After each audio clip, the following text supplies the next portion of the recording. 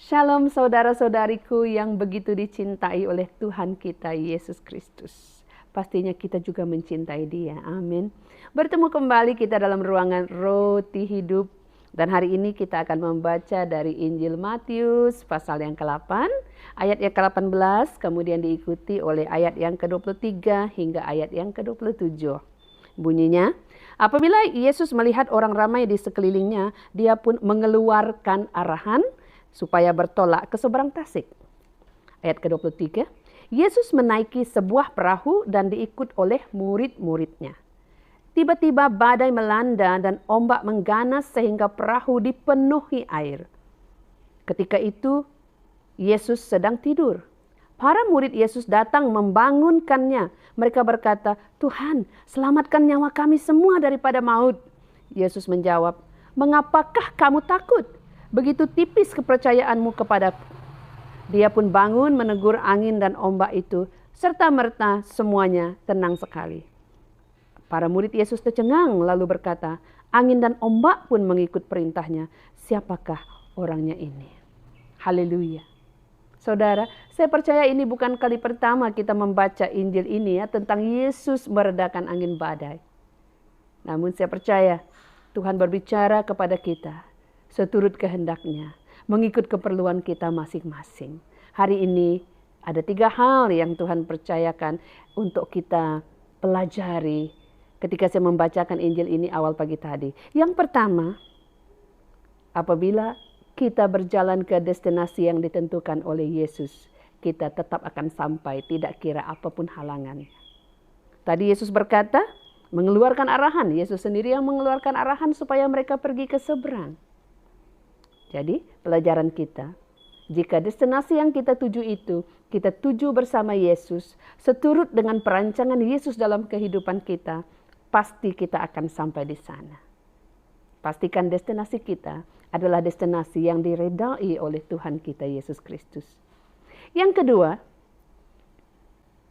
kehadiran Yesus dalam hidup kita, seperti mana hadirnya Dia dalam perahu itu bersama murid-muridnya, tidak menentukan bahwa kita ini tidak mengalami sebarang tentangan, tidak mengalami sebarang masalah dalam perjalanan. Yesus ada dalam perahu mereka, namun perahu mereka tetap di lambung ombak. Ini pelajaran kita yang kedua. Walaupun Yesus ada dalam perahu kita, kita tetap akan menghadapi pelbagai halangan dalam hidup. Perahu kita juga berkemungkinan dihempas badai. Namun satu hal, bila Yesus ada dalam perahu kita, pada saat kecemasan kita ada tempat, yaitu Tuhan kita sendiri. Ya, kita ada tempat untuk mengadu. Bangun Tuhan, bangun, lihat perahuku. Perahu kita hampir karam, kita sudah di lambung ombak, perahu kita penuh, kita hampir mati, kata mereka. Ketika dalam kecemasan, mereka ada Yesus untuk mereka panggil, karena Yesus ada dalam perahu mereka. Begitu juga kita dalam kecemasan, ketika kita di lambung ombak, kita ada Tuhan yang kita boleh panggil. Amin. Pelajaran kita yang ketiga, bila saya membacakan di sini, setelah Yesus bangun, apa yang Yesus katakan? Yesus berkata, "Mengapakah kamu takut? Begitu tipis kepercayaanmu kepadaku." Mereka di sini hampir mati, kata mereka. Namun Yesus lebih berminat kepada pribadimu. Dia terlebih dahulu menegur anak-anak muridnya. "Mengapakah kamu begitu takut?" Dia deal dulu dengan murid-muridnya. "Begitu tipis kepercayaanmu kepadaku." Wah, ini merupakan teguran yang keras. Pada saat mereka di lambung badai, Yesus terlebih dahulu memarahi mereka, menegur mereka. Ya, dalam kehidupan kita, ketika kita sedang di lambung badai, ketika kita sedang menghadapi masalah besar, kita berdoa kepada Tuhan. Seolah-olah Tuhan itu tidak bertindak. Angin badai itu tetap juga melambung perahu kita. Kecemasan itu tetap terjadi. Namun Yesus lebih berminat kepada pribadinya kita, saudara. Dia terlebih ingin kita belajar. Dia terlebih dahulu ingin menegur kita melalui apa yang kita alami. Supaya kita percaya kepada Dia. Supaya iman kita sepenuhnya kepada Dia. Seperti mana Dia menegur murid-muridnya. Kemudian setelah Dia menegur mereka, mereka berpikir, mereka belajar sesuatu. Mereka sadar bahwa iman mereka begitu kecil. Mereka sadar bahwa mereka begitu dekat dengan kematian, sedangkan Yesus ada bersama mereka. Pikiran mereka mulai dikuasai oleh sekeliling mereka. Barulah Yesus meredakan angin badai.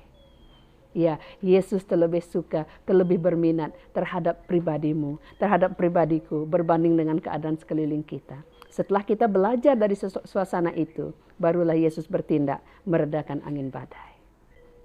Semuanya di dalam tangan Dia. Mereka tercengang melihat bila Dia berkata kepada angin badai, berhenti, maka ombak itu pun mengikut cakapnya.